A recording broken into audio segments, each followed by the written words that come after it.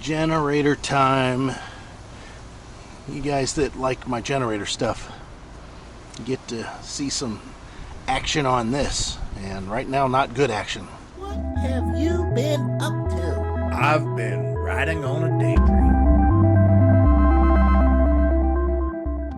You guys remember the video that I did on our Champion generator when we had our Terry camper? That was a great generator. I still think, for the money, it's one of the best generators you could buy to get you started in the whole generator market. The thing was, it did have electric start, and it did have dual fuel, propane and or gasoline that it could run on, and we were trying to use it on propane at the time. Well, we went even cheaper this time because this is a 4,500 watt generator. We wanted a little bit bigger, and we wanted a longer run time than what the 3,800 watt generator offered.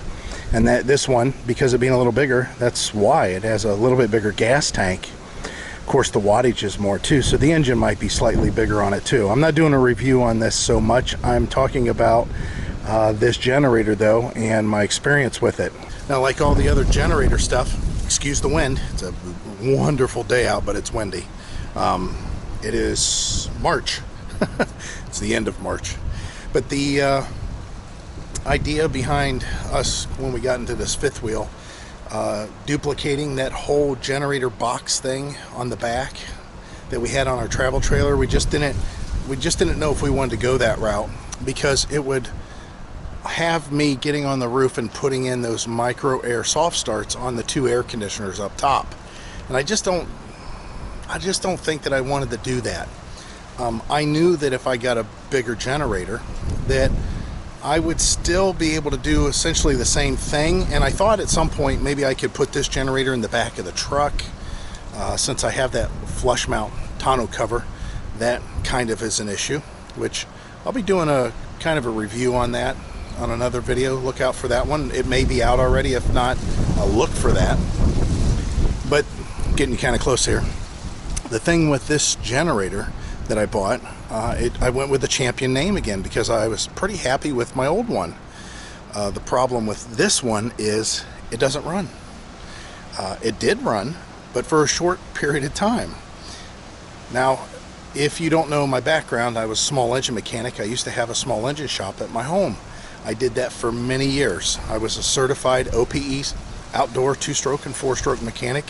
I had worked for a company for a period of time that we serviced all of Home Depot's outdoor power equipment. And then I worked for Sears. I was the guy in the van that showed up, the one that has the dog dish looking thing on top, the little bowl. And I was the one that fixed your mower, fixed your barbecue grill, your treadmill, whatever it was. So I have history with Champion, and I know how to fix stuff in general.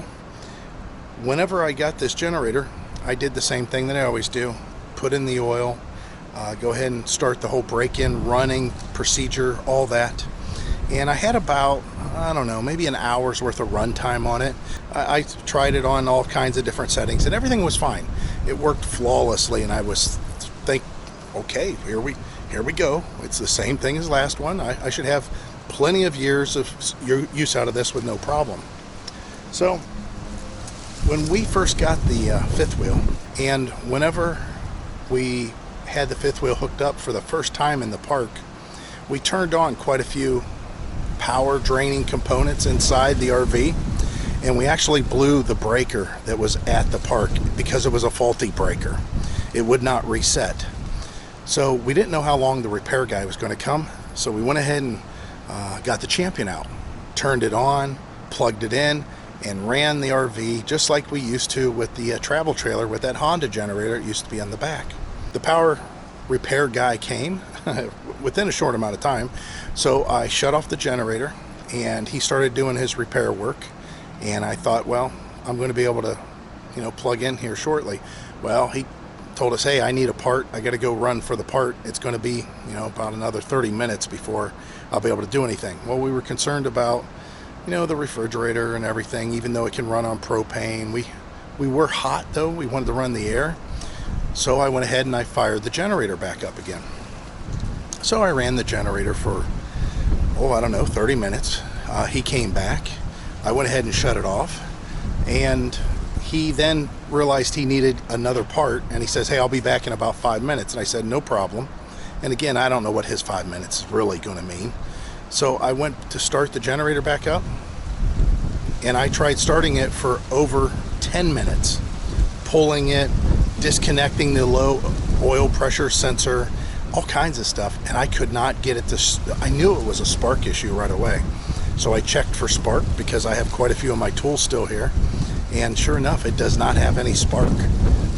So today, that's what this video is going to be, is me tearing into this little thing and just telling you what you may experience or what you may see that might be a problem. I'm just going to say that this can happen to anybody with anything. I don't care if it's a $700 generator or a $50,000 truck or a $90,000 fifth wheel. Any of this stuff can happen. You can have this stuff fail at any time. So just take that for what it's worth.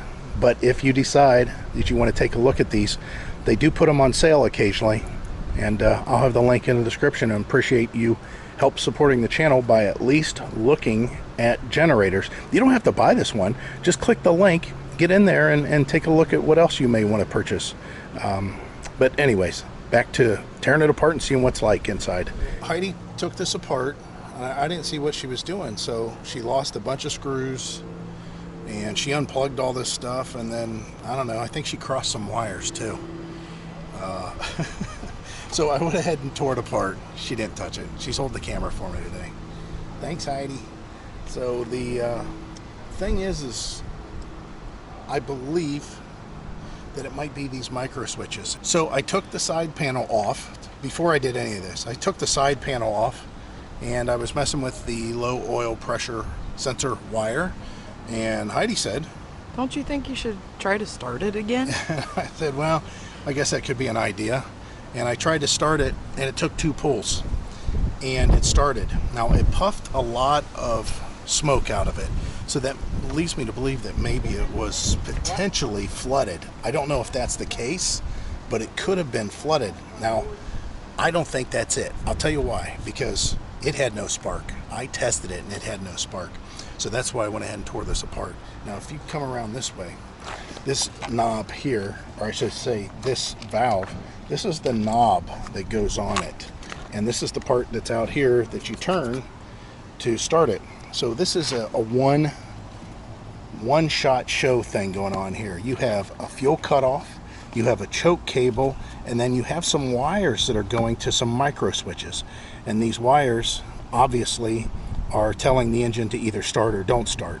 And I think what happened is this micro switch, it might be in the early stages of failure, possibly.